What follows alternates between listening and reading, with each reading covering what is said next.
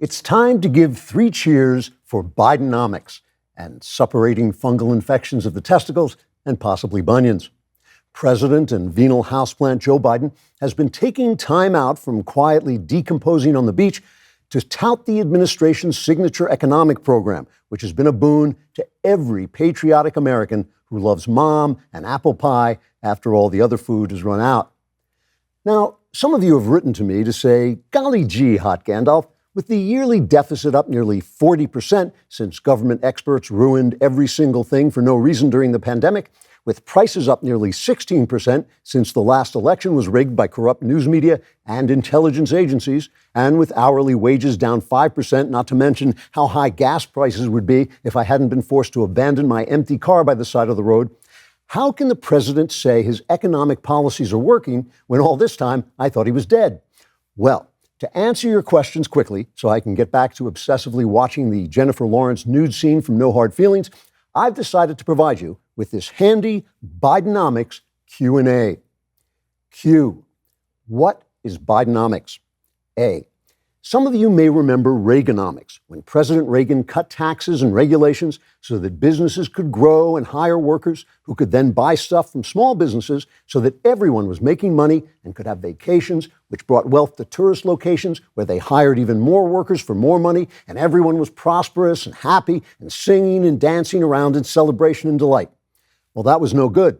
So now we have Bidenomics, where the government gives money to their friends who invest in clean fuel like fairy dust and unicorn manure. These public subsidies, technically known as graft or peculation, will be used to build gigantic windmills that create power by slaughtering birds so the birds don't block the sun and the sun can shine on solar batteries, which then provide energy and create wonderful new jobs until night falls and the entire fantastical contraption vanishes into the imaginations of the same experts who ruined everything during the pandemic. This way, instead of trickle-down economics, where people with money buy goods and services from people who need money, you now have trickle-up economics, where people with no money sit around wishing they had money, like the rich climate con men who live in the Cayman Islands, to avoid paying taxes to the climate con men in government so that the government has no money, which it then gives to the people with no money so that they now have as much money as the government, which is minus $32 trillion. Q. Wait a minute.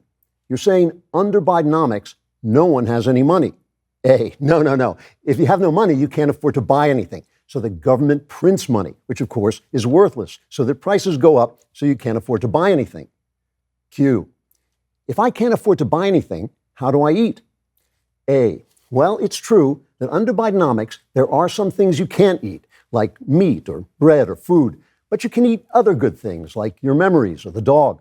You can also eat Skittles if you're a black trans person who might enjoy being castrated and having diabetes. Q. Wow, that sounds really great. Is Bidenomics the reason gas prices are going up as well? A. No, that's because of climate change. You see, 100,000 years ago, there was an ice age and glaciers covered the country. Then, about 25,000 years ago, the climate turned warm because too many prehistoric poor people were driving Flintstone-powered cars. That's when the glaciers melted and became the Great Lakes, and John Kerry had to fly his wife's private plane to Switzerland to make sure nothing like that would ever happen again and to get in some skiing. So now, gas prices are almost $4 a gallon, except in California, where a gallon is $7, but with each full tank, you get a free homeless person. Q. Now that you've explained Bidenomics, I think things were better under Donald Trump. Why shouldn't I just vote for him? A. Because unfortunately, Donald Trump is under indictment. Q. But if things were better under Trump, why was he indicted? A. That is why. Trigger warning. I'm Andrew Klavan, and this is The Andrew Klavan Show.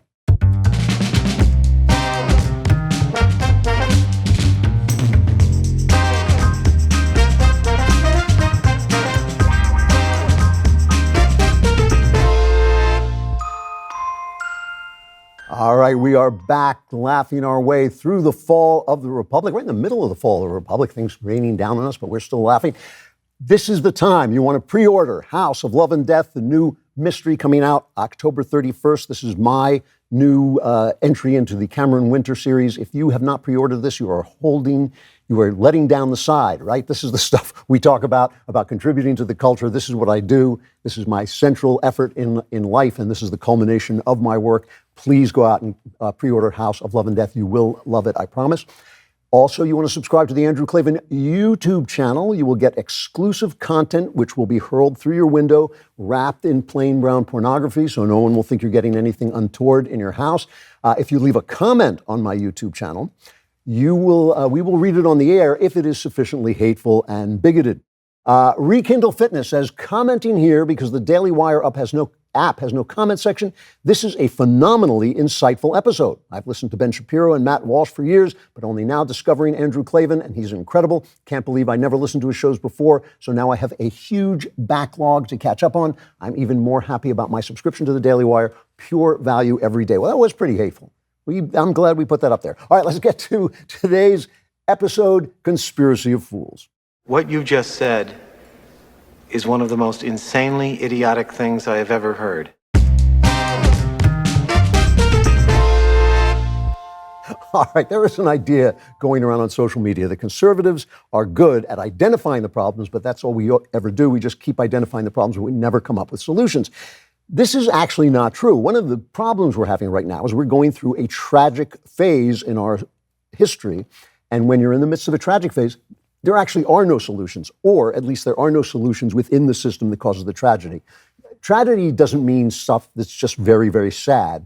Tragedy and tragic situation is one where people are caught up in conflicting forces and passions that will lead them inexorably, inevitably, to a horrible outcome. And they can't get out of the passion. They're so wrapped up in the passion of the tragic circumstances, they grow deaf to wisdom. So people can speak wisdom, but they're not going to hear it, and it's not going to sound like wisdom to the people who are caught up in the tragic passions. Give you a perfect example. March 4th, 1861, Abraham Lincoln, his first inaugural address, he says, "We are not enemies, but friends. We must not be enemies. Though passion may have strained, it must not break our bonds of affection. The mystic cords of memory, stretching from every battlefield and patriot grave to every living heart and hearthstone, all over this broad land, will yet swell the chorus of the Union when again touched, as surely they will be by the better angels of our nature."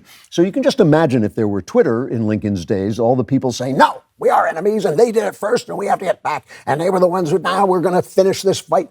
So more than 600,000 Americans died at the hands of their fellow Americans in that war. And the war started a month after Lincoln said this. It started right away after Lincoln said this. And this was more people were killed in the Civil War, more Americans were killed in the Civil War than any other war in our history. So the question is, did Lincoln have no solution? Was he not speaking wisdom, or was his wisdom drowned out by the tragic passions that had built up to a point where there was simply no getting out of them? It was not a human thing to pull away from the passion and the anger and the fear and the guilt that was powering people toward this horrible war. Lincoln's words now, in the aftermath, sound like the words that are spoken at the end of a Shakespeare tragedy, where somebody says, now we'll bring the state back to peace, now we'll end the feud, now we understand what was going on, but all the characters in the play are dead. And that's the problem, that sometimes when you are in a tragic situation, nobody wakes up from that situation until enough people have died. If you don't believe me that this is a situation that nobody wants but nobody can get out of, consider this. The AP just had a poll come out. 75% of Americans, that's almost like 75% of Americans don't agree about anything. 75% of Americans don't want Joe Biden to run again. 69% of Americans don't want Trump to run again. 63% of Americans will say they will not vote for Trump under any circumstances, or they're unlikely to vote for him.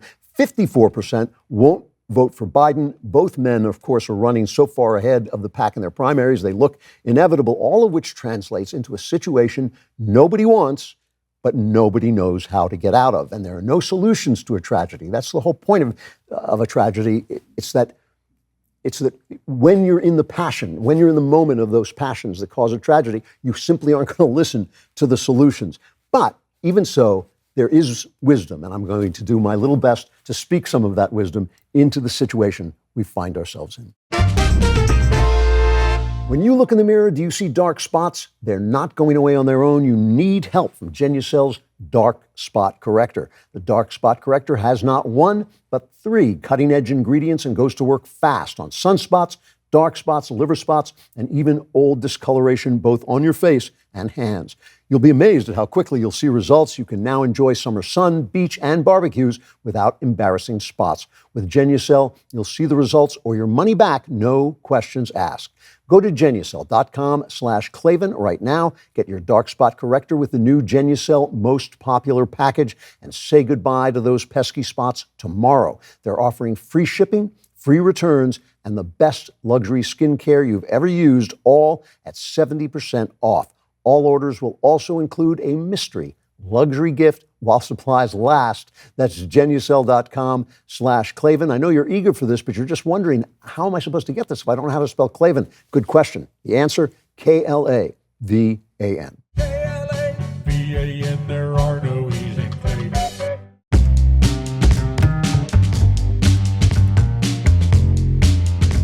All right, let's start with Chapter 1, No Peace We'll Find. The devil went down to Georgia. He was looking for a soul to steal. Now, before I get to this, the grotesque cynicism and wickedness of this Georgia indictment of Trump and his law team, I want to remind you of a few unpopular things I've said so you understand not just that I'm always right, which I think you already know, but that you understand my overall viewpoint, that what I'm saying today is in keeping with my overall viewpoint. One of the things that I said is when Trump had people chanting about Hillary Clinton, lock her up, I came on and said, no, that's not what we want to do. We do not want to live in a country where presidents and people in authority are persecuting and imprisoning the people, their rivals. That's not the kind of country we want to live in, even if we get passionate, even if we're angry. I know there's no one who's above the law and all this stuff, but sometimes you let the edges get a little bit foggy because you want to protect your country. You want to protect the system that you're in. Also, my first show after January 6th, I told you that Trump screwed the pooch. That may have been the most unpopular thing I ever said. I probably lost more audience that day than I have any other time. I told you that he became what the left accused him of being, that he had acted badly, and that his insistence that the election was stolen was going to cost us Georgia, which it then proceeded to do. That's exactly what happened. And of course, the one I know you all love so much, which is that I'm not convinced the election was stolen. I'm not saying it wasn't stolen. I'm simply saying that you have to be able to prove it in a court of law before you overturn an election, because you don't want your elections, the elections you won, overturned simply because people saw something on Twitter that has absolutely convinced them that the election was stolen. You know, you need evidence. You got to go into a court. Now, in each of those cases, more than one person wrote to me and said, I know you're right, but you shouldn't have said it because I didn't want to hear it. And that's what I'm talking about today, is tragic passion, when you know in your heart that somebody is telling you the truth, but you simply cannot listen to it because you're just that angry, and possibly you're righteously angry. Your anger may be righteous. Don't get me wrong about this. I'm not saying your anger is wrong. I'm simply saying that it's carrying you away to a place that is destructive. So in keeping with my same outlook, I want to tell you that this indictment in Georgia is an absolute disgrace. Here is the Fulton County prosecutor in Georgia, Fannie Willis, making an absolute fanny of herself. This is cut 3.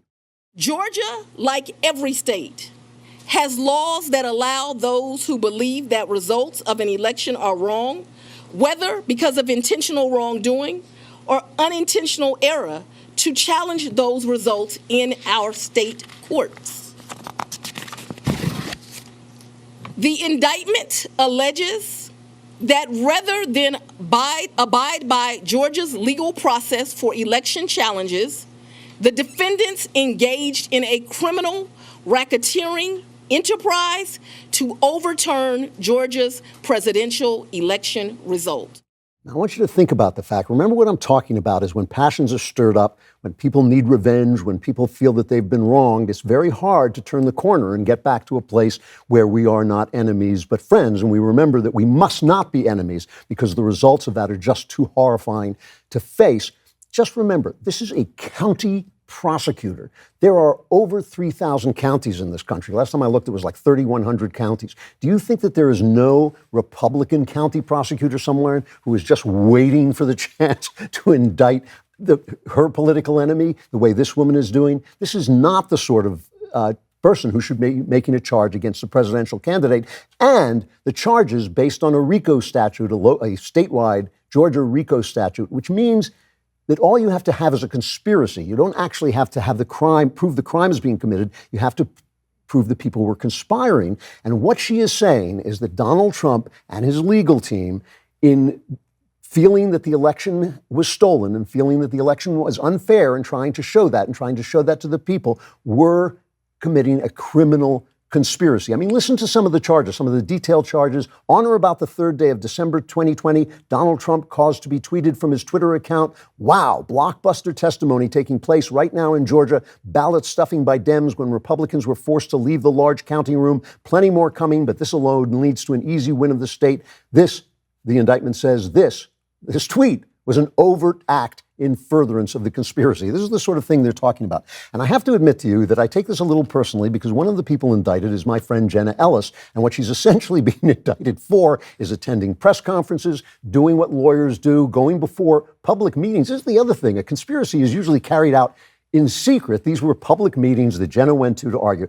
So I asked Jenna if she would be kind enough to come on. I know she can't. Jenna was formerly, obviously, the attorney for Donald Trump. I know she can't talk about the case itself, but I just wanted to see her. Jenna, welcome to the show. How are you? Listen, first of all, I want to say that as a RICO, gangster conspirator, I'm really happy that you came unarmed, that you didn't bring a Tommy gun into my studio. I appreciate that. How are you doing? Yeah, I didn't wear my fedora or any of my other, mobster paraphernalia today, Drew. But so maybe next time. Yeah, please. But we have to keep a sense of humor here, and I appreciate that. And it may sound strange, but I'm actually doing really well. The outpouring of love and support, particularly from God's people and the Christian church from across the world in the last week, has just been incredibly amazing. And for me, you and I talk about our mutual Christian faith so often. And for me, this is an opportunity on a national stage to really apply my faith as believers have in other circumstances far more serious than mine throughout world history and church history, to stand firm on the promises of God. And so I am resolved to trust the Lord through this process, to have joy in all circumstances, whether it's good or bad or whatever comes. And like the political persecution before me of my former client, John MacArthur, who at every step of the way, he resolved to trust the Lord and say, what does the Lord have for us next? He told me, Jenna, you're going to learn a lot about God's sovereignty through this process. And now when I'm the one who is being politically persecuted and this is completely unfair, I'm resolved to be a witness insofar as I can, like he and other Christians before me have shown me.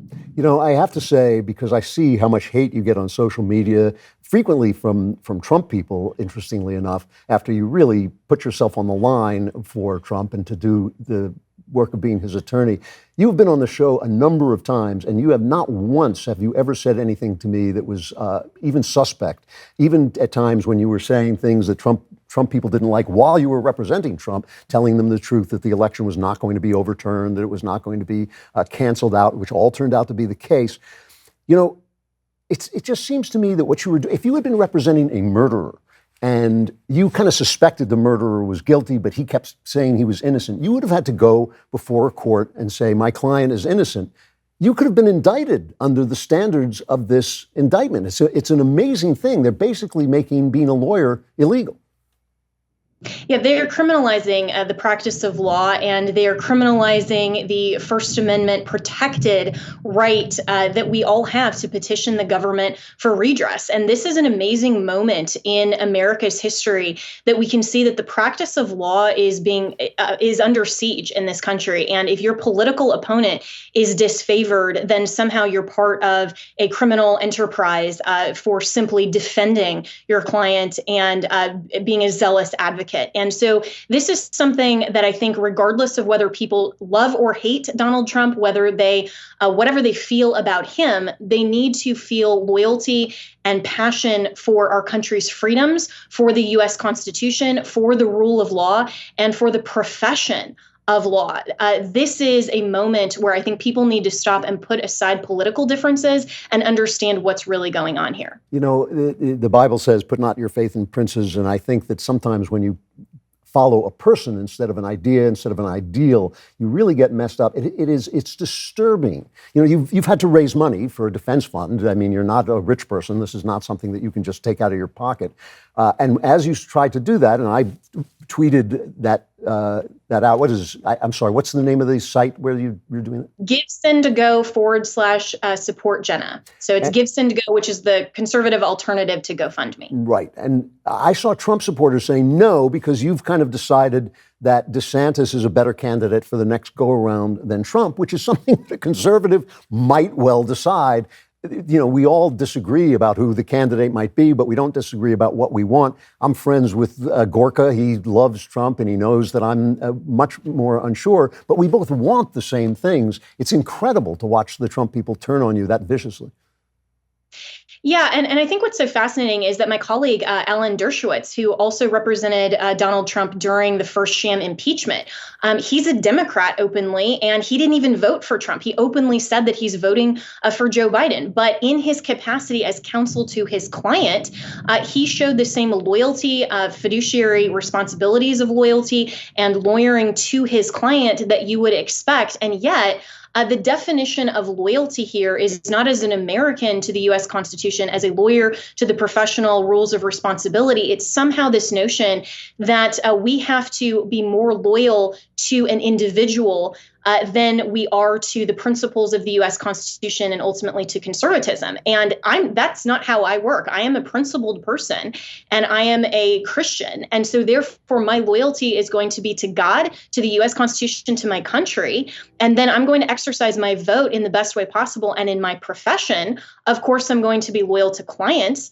But I am not going to just say anything on social media to appease the mob. It reminds me, Drew, of the Sneetches in the book, in the Dr. Seuss book, where it's like, where are my haters today? Everybody's going in. Do they have a star? Do they not? Do they like Jenna? Do they not? Because it's like they're going around, and no matter what I say today, they're going to call me, either love me or hate me or call me different names based on what I've said. And like you, I have remained principles. I mean, I remember last year when I was saying on your show that I supported the Disney company against unconstitutional First Amendment retaliation. I was called a groomer. I was called all kinds of things because I was going against Governor DeSantis. And now suddenly that I say he's the best Republican governor in the country and I support him as a candidate, now suddenly all of those Sneetches are taking off their, Go Jenna stars, and they're saying, okay, so I'm not going to do anything that requires me to say I want to appease the mob. I'm going to remain principled. Love me or hate me, I don't care, because ultimately I answer to God. As I say, you've always been honest on this show, and I appreciate it. And I know this is the first interview you've done outside of your own show, and I appreciate it, Jenna. It's great to see you. You're in my prayers. I know you're going to be all right. Thanks for coming on. I appreciate it. Thanks so much. I really appreciate it, Drew. And thanks so much for tweeting that link, because it is really difficult to be in the position of having to raise a lot of money for a legal defense. So Absolutely. Thank you. All right. So now, as always, I mean, I don't see how people can stop being angry at things like this. This is such an abuse of law. Now, as always, the news media makes things 100 times worse because they are all one-sided. Just as a flashback here is the news media and other Democrats reacting to Trump's DOJ threatening to investigate Hunter Biden and malfeasance by the Bidens. This is cut 4.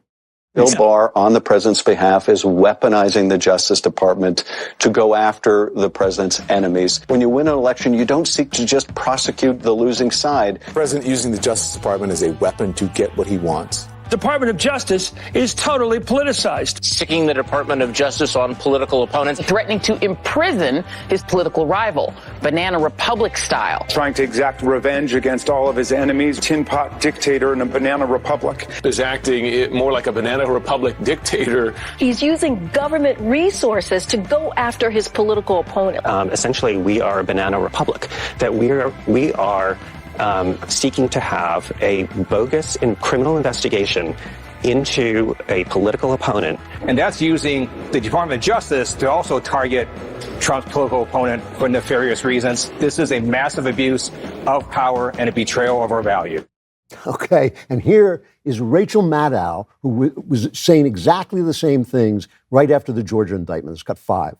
The system of democracy at its heart is the idea that the people get to decide how we are governed.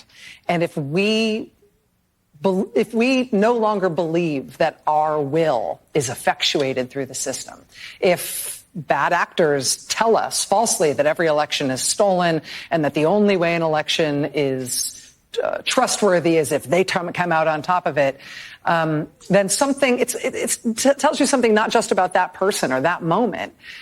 It maybe wounds us as a democracy and in a way that is hard to repair. Who's she talking to? She's talking to Hillary Clinton. Here's cut 6. The lack of trust, the divisiveness, the undermining of faith in ourselves, in each other, respect for our institutions, the rule of law, all of that has been deliberately inculcated within our body politic. This is Hillary Clinton talking, who had her minions bring this phony Steele document to the FBI, who then investigated Trump for Russian collusion as if the election had been stolen by the Russians. And here is Hillary and other Democrats talking about that election, cut 7. He knows he's an illegitimate president. He knows that there were a bunch of different reasons why the election turned out the way it did. Votes remain to be counted.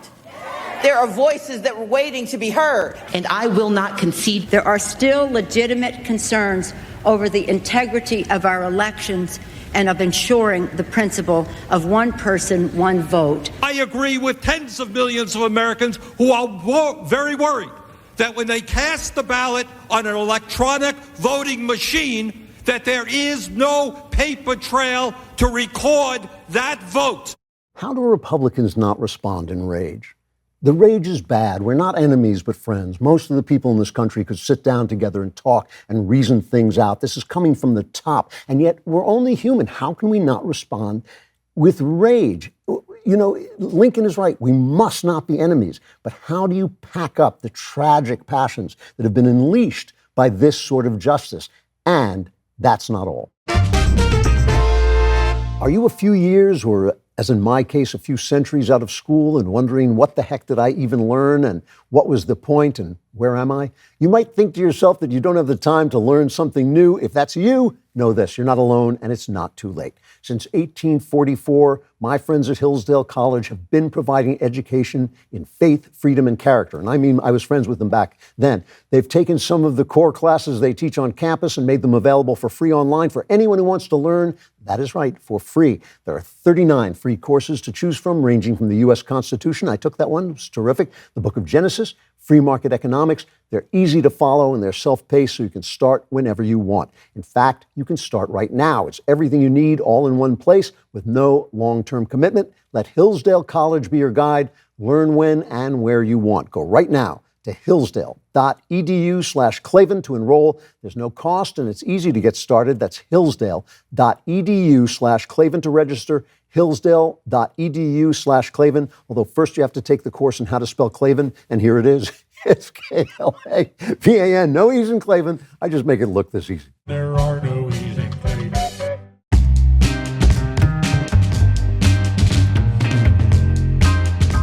Chapter 2, The Beast is Loose.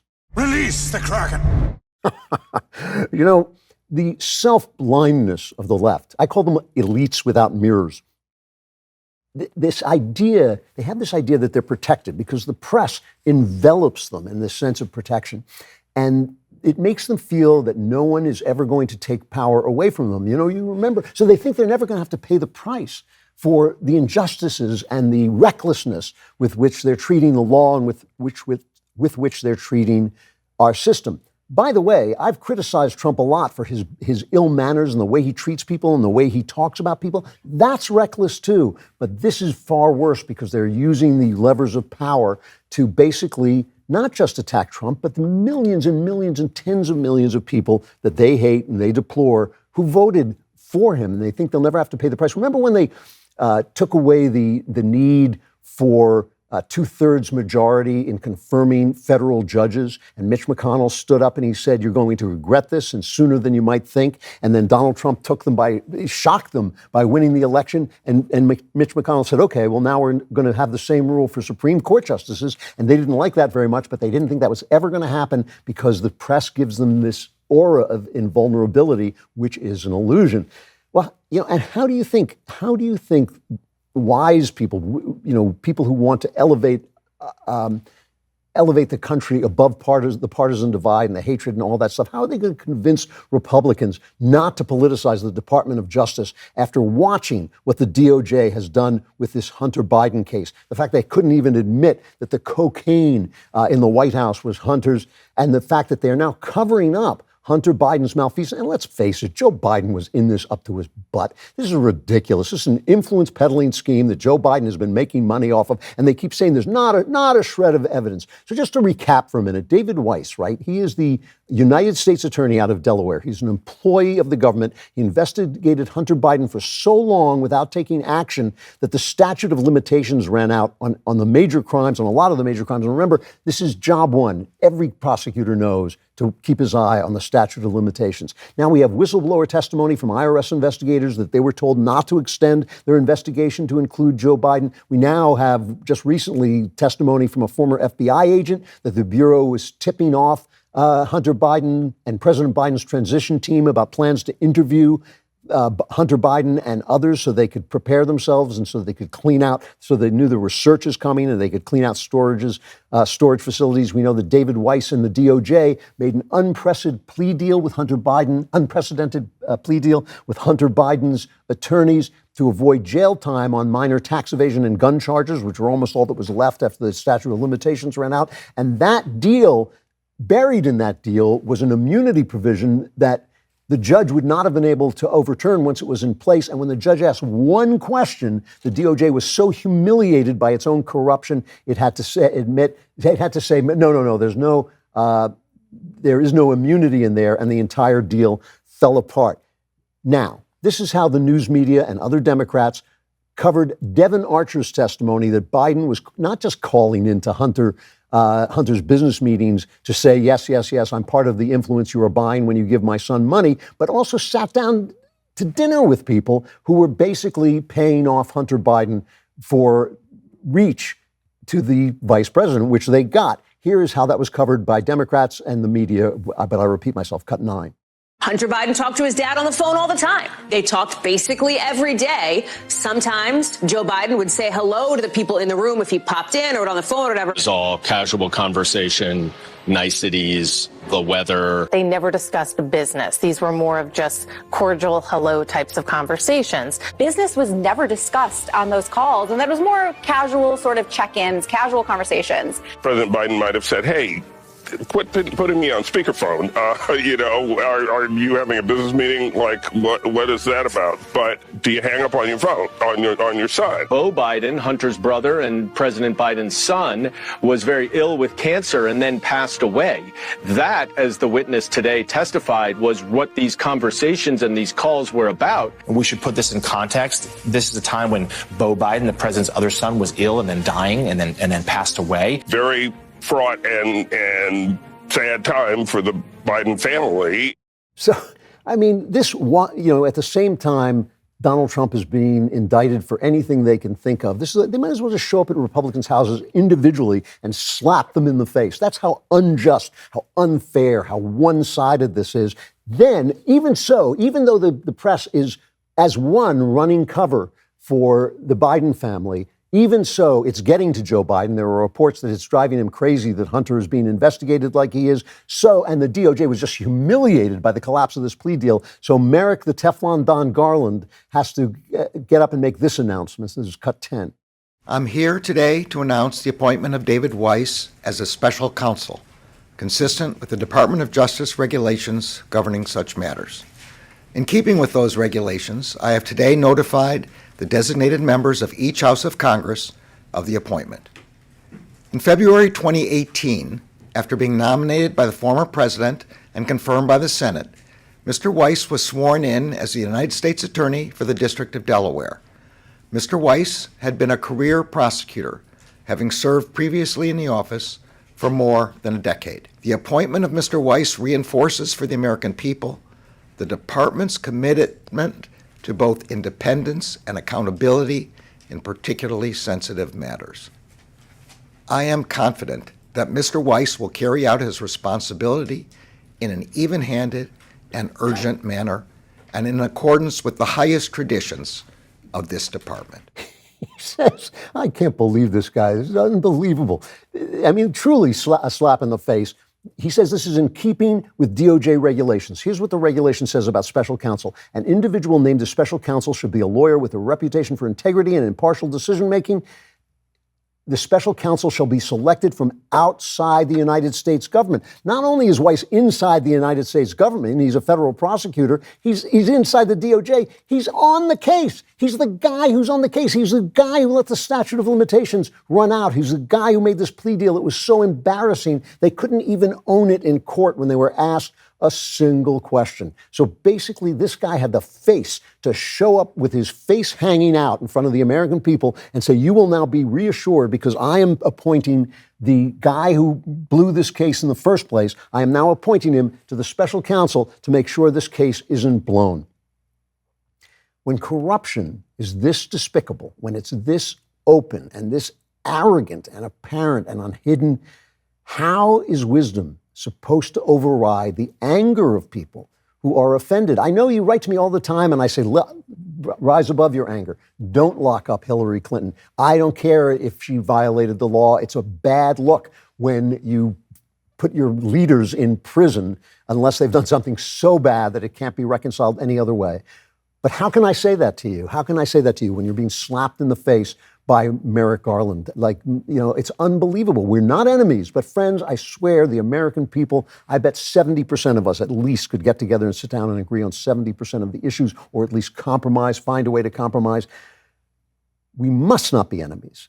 But how can we contain the passions of this increasingly tragic situation, this increasingly inevitable clash we're in, if this is the face of injustice, if the face of justice is also the face of injustice, and basically telling us that we are not going to be treated fairly at all. Hiring someone doesn't need to be hard. I know it can be exhausting, long, and expensive. That's why we don't do it here. We just use the people who are passing by. Thankfully, ZipRecruiter is a hiring partner who is focused on you and your needs. ZipRecruiter knows how tough it is, but they figured out solutions for the problems you're facing. See for yourself. Right now, you can try ZipRecruiter for free at ZipRecruiter.com/Klavan. To reach more of the right people, ZipRecruiter posts your job to 100+ job sites. ZipRecruiter's smart technology finds great matches for your job and then lets you invite the most qualified people to apply. Their pricing is straightforward. You can stick to your budget with no surprises. Team up with ZipRecruiter, a hiring partner who understands what you need. 4 out of 5 employers who post on ZipRecruiter get a quality candidate within the first day. Just go to this exclusive web address to try ZipRecruiter for free. That's ZipRecruiter.com/Klavan. Again, that's ZipRecruiter.com/Klavan. ZipRecruiter is the smartest way to hire if you're smart enough to know how to spell Klavan. It's Klavan.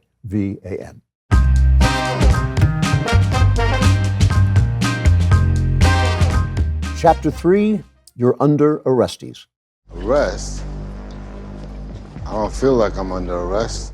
We're talking about the rule of law, our need to trust in the rule of law, and the social contract, which really is the reason for the rule of law. The idea of the social contract is, in a state of nature, someone is going to acquire a lot of power, and so ultimately you end up giving some of your freedom away to the government for protection from the powerful people who would bully and oppress you. And inherent in that is the need for the rule of law. It is captured at the very start of Western civilization in plays by Aeschylus that are usually called the Orestes from ancient Greece. And so I wanted to talk to somebody who actually knows something about ancient Greece and can read Greek faster than I can read English, although that's not saying much. So I turned to my son, Spencer Klavan, no relation, who is actually a PhD from Oxford in the classics. I was inspired from hearing stories of your time in ancient Greece growing up.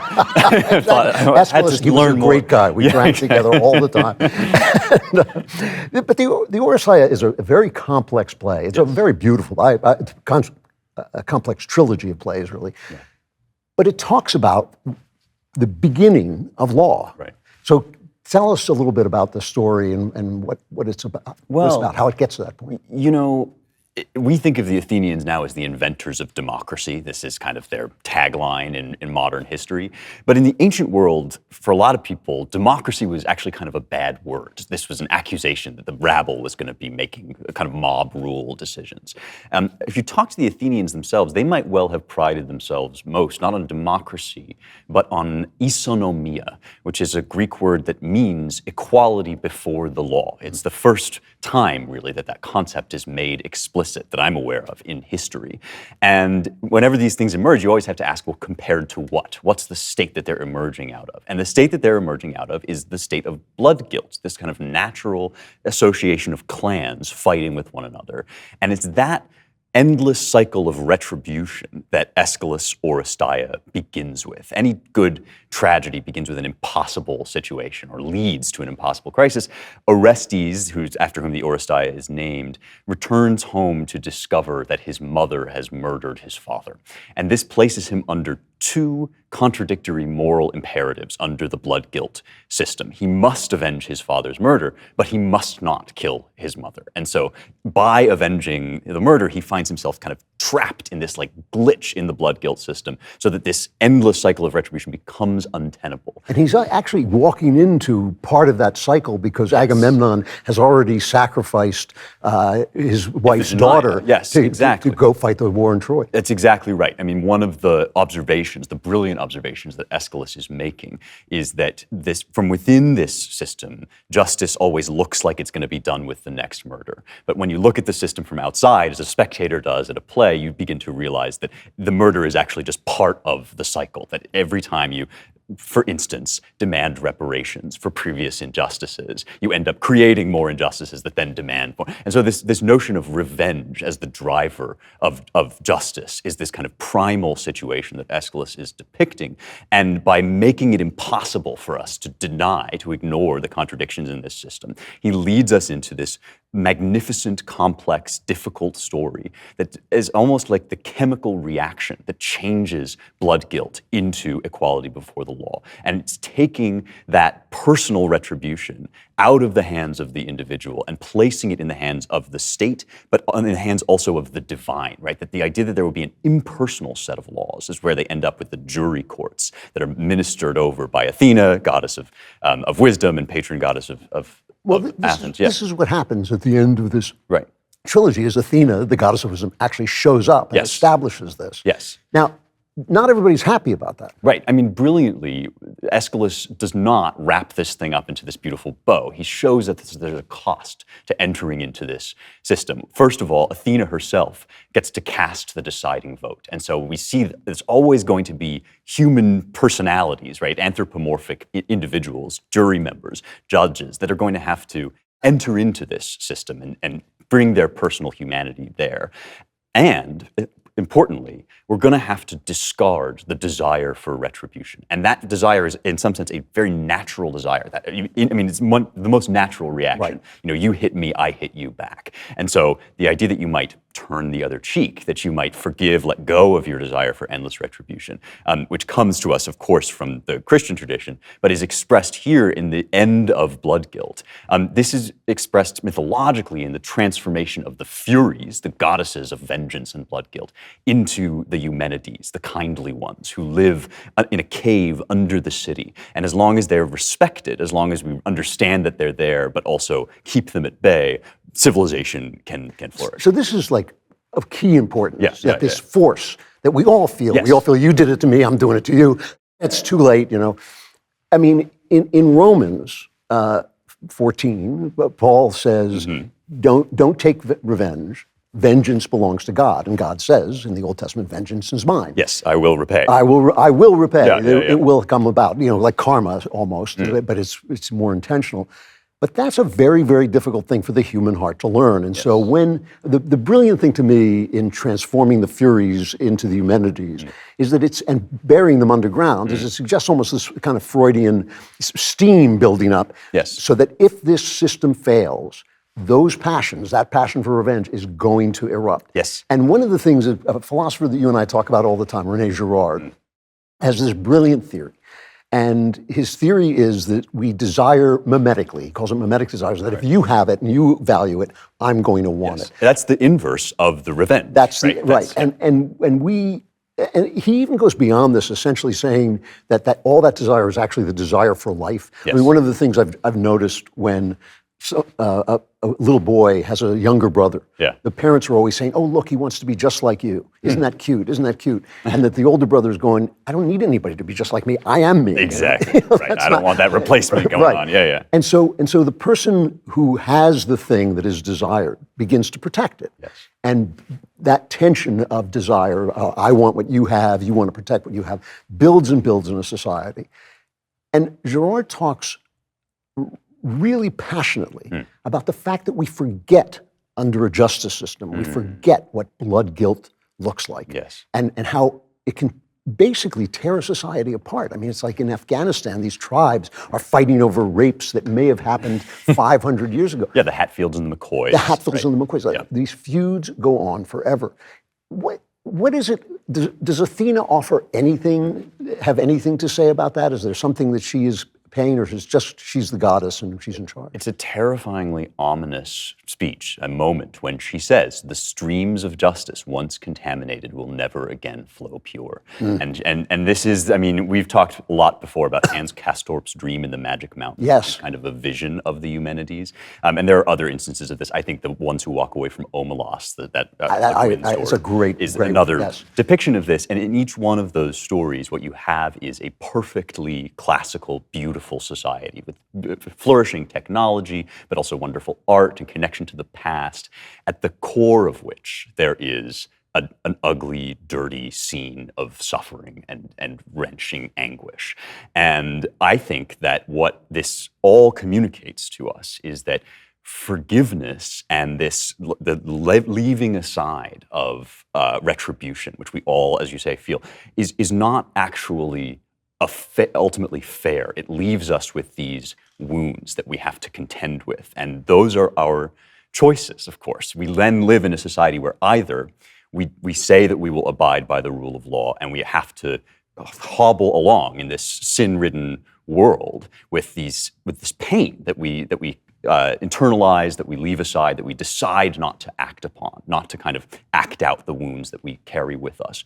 Or, and it's always a temptation, it's ever there, we simply let it out. We simply refuse to follow the rule of law, and we just take what we know absolutely is ours. And of course, what then happens is we destroy ourselves and one another. We tear ourselves apart. Those are our choices. You know, René Girard, who is a Catholic philosopher, points out that somehow in this system, when the tension grows too much, when the sense that justice is not being done, when people forget why the courts are there and why we have ceded some of our freedom to the courts, that the only way to relieve that tension is to pick a scapegoat. And his theory is basically that the scapegoat is then killed and then deified. Yes. Because killing the scapegoat has brought peace back into the society. And what he's saying underneath that is that the life, death, and resurrection of Jesus is a revelation of that system. So that instead of constantly returning to this idea, I must be paid, I must have reparations, you did this 100 years ago and I'm going to get you back for it. Instead of doing that, we look to Christ, and that is going to relieve the tension, and we act out that sacrifice again in the Mass, and that's part of what's going on in the religion, not just the release from sin, but the release from that particular sin of looking for vengeance over and over again. Yes, to be jailbroken out of that cycle, which we cannot find our way out of from within. I mean, this is one of the many ways in which I think a Christian observation can resolve inherent tensions in the pagan classical system. Because as we've just discussed, there is that knot at the heart of the rule of law. And what Girard is saying is the Bible basically pulls us outside and allows us to see the system from the outside in, which we couldn't do otherwise because we're inside of it. But because Jesus becomes the sinless offering, because he enters into the position of the scapegoat who takes on all the sins of the world, we suddenly realize that it's not actually about doing what's right, that our impulse is purely a blood impulse and not a righteous impulse, because now we can't deny that because we've done it to somebody that didn't deserve anything, the only person in the world that didn't deserve anything. And so now you begin to see, right, that this is something demonic within you rather than something. That is a great insight because it goes all the way back to Genesis with Cain and Abel, where God says his blood cries out to me from the ground. Yes. And so that the idea is essentially these murders, these wrongs, these grievances that we all have with one another. Yes. They are being seen, and we have to relinquish some trust even from our society to God in order to. The terrible truth is that if we want to acknowledge the reality of ourselves having been wronged, we also have to acknowledge the reality that we are implicated in the wrong somehow, that no man is right. And there's no getting, it's really interesting when you look at Sigmund Freud. I always felt that Freud was essentially trying to materialize Christianity. So instead of Father, Son, and Holy Ghost, he has the id, the superego, and the ego. He has many such cases, yeah, exactly. And one of the things he talks about is the eternal return of the repressed, so that anything that is pushed down in you as a child, whether it's your sexual impulses or anything else, is going to come back to get you. And it's going to result in neurosis, it's going to result in pressure, or it could result in creativity. So repressed erotic impulses may become art. And it all depends on how well adjusted you are. But it's interesting that under that system, which we've been living under in some ways, the materialist system now for quite a long time. I mean, really, we've been becoming more and more materialist for 500 years, I think. That under that system, you never do actually get away from the repressed. The repressed is eternal, and there's absolutely no system for releasing it. And so instead of the idea that somehow we reenact in the Mass the death of Christ, instead of that idea, is that we have to pull all forms of guilt and repression away, so that if I suddenly think that I'm a woman, I can become a woman. If I have some kind of fetish where I hurt people, well, that's okay. That's what, as long as it's consensual, that's all fine. Right. But it's actually not working. That's a great point. I mean, the secret to this notion of sublimation, which is essentially what you're talking about, right? That we repress these things and then they somehow transmute. Right. The often unspoken premise there is that things in their rawest, most base form, that's what's most real. So the art, the love, the poetry, the civilization is all a deflection or a misdirection. It's what we do because we can't face up to, can't bear to let loose the reality that is at the core of civilization, which is muck and grime and sex and desire. And what's missing from that entire picture, it's not as if nobody ever observed before Freud that we can transform things, that the raw materials of our humanity can change into other things. But we didn't used to think that those raw materials were the last word on all that we are. And what was missing from the Freudian picture is the idea that rather than being repressed, something might be transfigured or placed under a natural righteous hierarchy. And really the Christian view that we're talking about, you need that God's eye view in order to be able to say, it's not just that you're taking the true, authentic self, which just wants to rip your neighbor's throat out, and you're maybe kind of prettying it up or distracting with some window dressing around it. It's that actually that is a broken, unformed, and an unready part, a raw part of you that now needs to be humanized through love and transformed into justice. Yeah, no, that's right. And it also never occurred to Freud that maybe the thing being repressed is the desire for God. Maybe that's being repressed underneath our bodily impulses. Athena was the goddess of wisdom, and the Romans called her Minerva, and obviously represented by the owl. That was her. It's because she got on their Minerva. Because she got on their Minerva. Wisdom is very annoying. Wisdom is annoying. But obviously her bird was the owl, and the philosopher Hegel said that the owl of I'm paraphrasing, the owl of Minerva flies at dusk, meaning you have to get a little bit older before you start to have wisdom. And so since I'm almost at the end of the day myself, I thought I would start to try to inject a little bit of wisdom in our final chapter.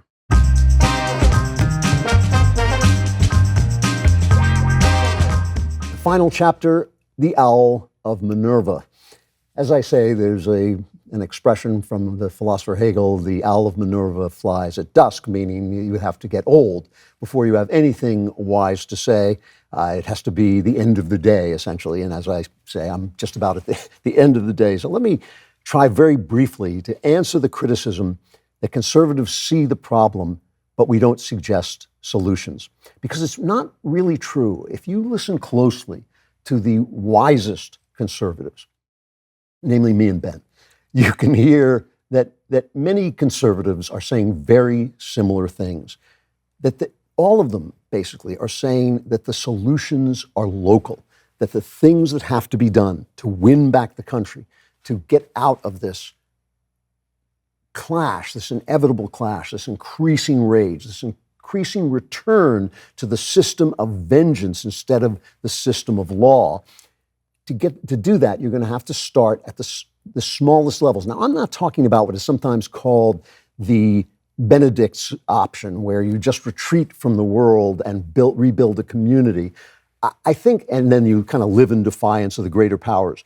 What I think is you have to find solutions at the largest possible small level, the largest possible level of localization. This is the original idea of the country, remember. Madison said that America, even then, was too big to sustain a republic, but that he believed that republic would be sustained because of the federal system in which each state has power. And so that's where basically some of these solutions have to come from.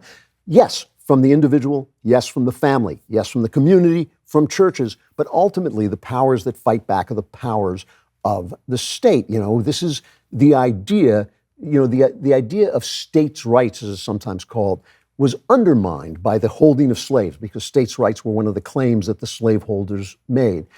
But you can use good systems to defend bad things. That's true of every system. Every system can be used to defend bad things.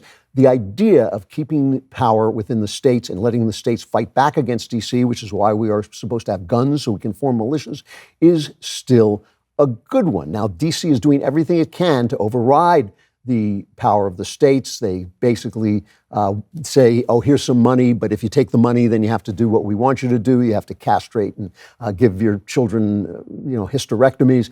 Corporations threaten to boycott states if they don't let men dressed as women into women's restrooms, and basically monopolies of information like YouTube silence you if you say that men can't become women, which they cannot. But the people can strike back. I mean, this boycott of Target for selling children's transgender gear. The press keeps saying, oh, it was a pride backlash. Well, the hell you say? It was not a pride backlash. They were selling children deviant sexual material and material that encouraged trying to change your sex, which you cannot do. And you can't change your gender either because it means the same thing. Same with Bud Light. They felt our wrath, and we have to keep doing that. We should never be afraid, never be ashamed to act at the smallest level. That wonderful song that came out, Oliver Anthony, Rich Men North of Richmond, this got attacked by National Review, which really, National Review was a wonderful magazine, helped give me a voice as a conservative, wonderful writers there. They have become so Trump deranged that they are trying to break some kind of record for irrelevance. They're attacking this song because it wasn't positive enough. No, it was a plaint of the oppressed, and it said everything it needed to say.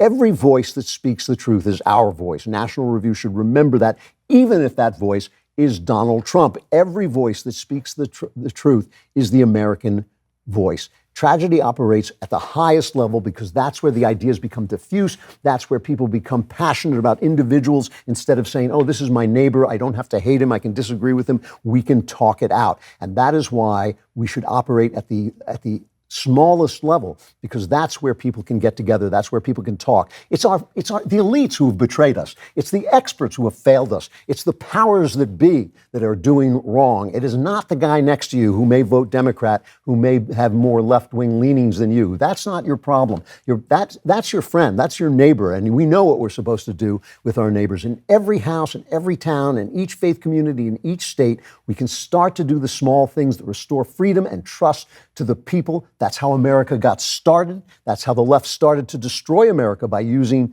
the smallest places and infiltrating them. Conservatives, who are, as I've said before, addicted to despair, they love to say, it's all over, give up hope. No, we're not. It's time to fight. It's time to revolt. It's all that. America can't be over.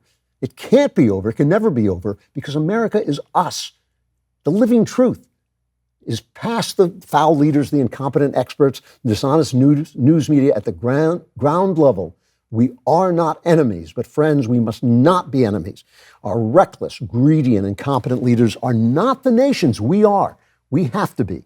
We are the better angels. So Candace has just wrapped the 10-part series Convicting a Murderer. You won't want to miss this. It's one of our most ambitious projects yet. You might think you're familiar with the Stephen Avery case and everything that happened in Manitowoc County. This is especially true if you watch Making a Murderer, but it turns out the filmmakers only told you part of the story. Coming soon, Candace Owens will unveil the shocking parts of Avery's story that were omitted in the Netflix series. I'm excited to present the Convicting a Murderer trailer. Check it out.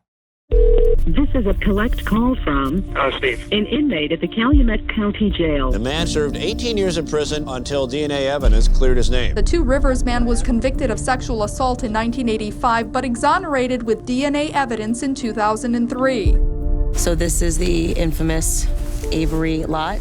Now, 2 years later, he again finds himself tied to a police investigation. Accused of murdering Teresa Halbach on the Avery property. Stephen Avery's 16-year-old nephew admitted his involvement in the rape and murder of Teresa Halbach. The car is discovered just around the bend.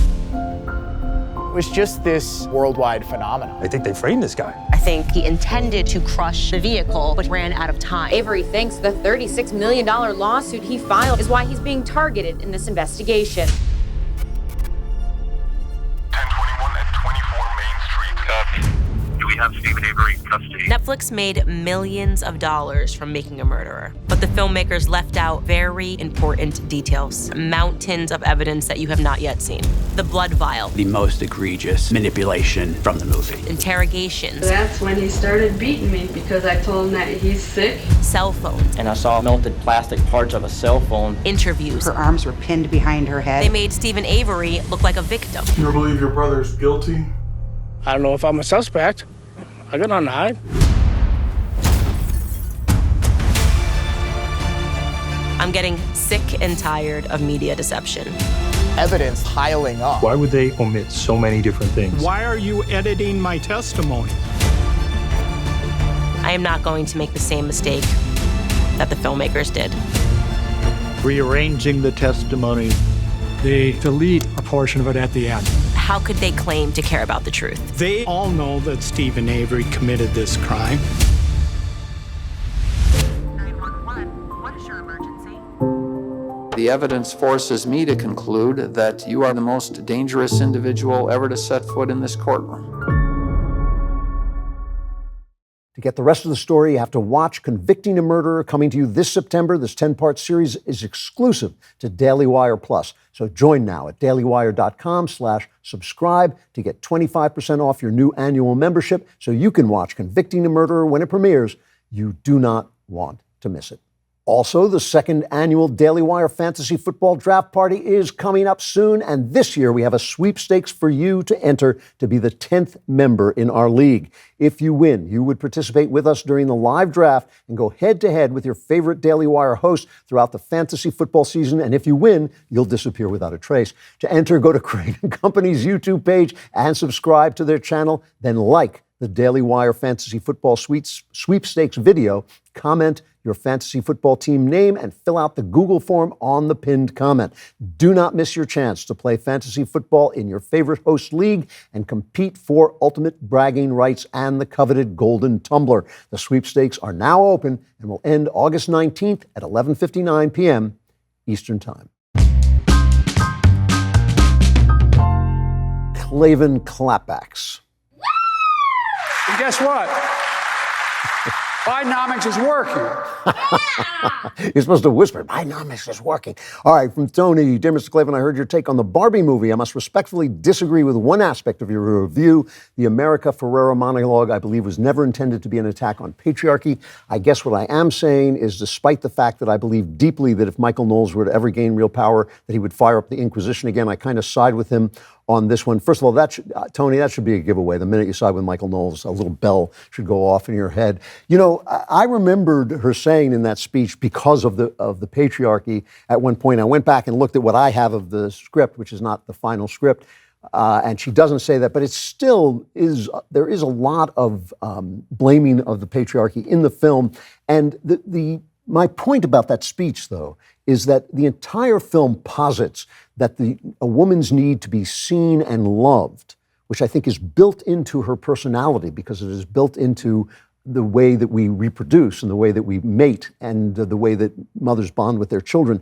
The entire film is positing that that is a socially constructed fact. Ken becomes just like that because he's living in a matriarchy. But I just simply don't think that's true. I think that that is built in to women, and the answer to it is to find, if you want somebody to look at you and love you, find a decent, good man who will look at you and love you, and then that need will be fulfilled, and then have a baby, and that need will be fulfilled. And I think the whole movie is false in that respect. However, the other thing about the movie is that Knowles is wrong about it. It's not a good movie. It's just not that good. It's not that well written. It's not that well made. It's very beautiful, but the music isn't good. The jokes aren't that funny. So that's what I'm saying. All right. From Joseph, I disagree that nudity in art is not always pornographic. As a young man recovering from porn addiction, the human form is beautiful. Sounds just like I go to Hooters for the wings. Why else would you go to Hooters? Can't art connoisseurs just admit they have a lust problem? Now, I don't agree with you about this, and the fact that you actually can't even spell out the word porn, but put an asterisk as if it were God, sort of shows you what porn is. It's a form of idolatry. If you are addicted to porn, you should make sure that you stay away from that, just like if you're addicted to alcohol, you shouldn't have a glass of wine. But not every glass of wine leads to drunkenness, and that's what I'm saying. There is a way to appreciate the body without its being pornographic. I do believe that having an actress undress may in fact be a wrong act. That's very different. But every work of art that deals with the human body is not in fact pornographic. From Elena, even though I've just recently started watching your show, I love the insight you have on topics. I'd never heard the description of femininity that you made on the show today, of having to be seen by a man. My question is, I know you're not Catholic, but how would that vision fit with religious women who choose to live in celibacy and give up marriage for serving God and other people? It's a really good question. I'm an Anglican Catholic, and John Paul's theology of the body sort of posits. I've read more of Theology of the Body than anybody who says they've read it, because it's almost unreadable, but I also read descriptions of it.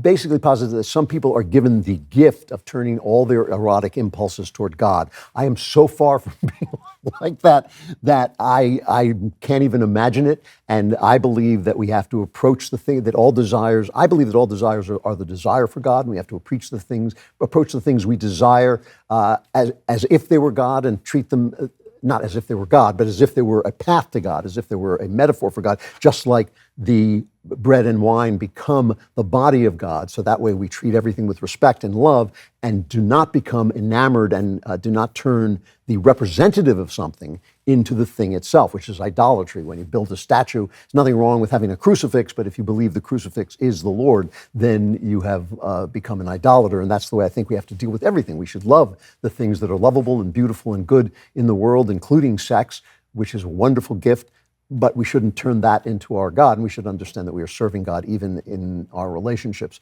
But yes, I believe, I will have to say, I believe with John Paul II that there must be people who have the gift for turning all their erotic impulses to God. I'm not one of them. All right, to become a member, first of all, Klavan Klapbacks is Klavan Klapbacks, spelled with a K, at DailyWire.com. Send us your reactions to the show, your opinions, whether you agree with me or are wrong. We want to hear from you. Also, become a member so you don't get dumped into the Klavanless eternity right after the Klavan Klapbacks. Go to dailywire.com/subscribe and use code Klavan at checkout for 2 months free on all annual plans. Now you are plummeting into the darkness, but members, come over to Member Block.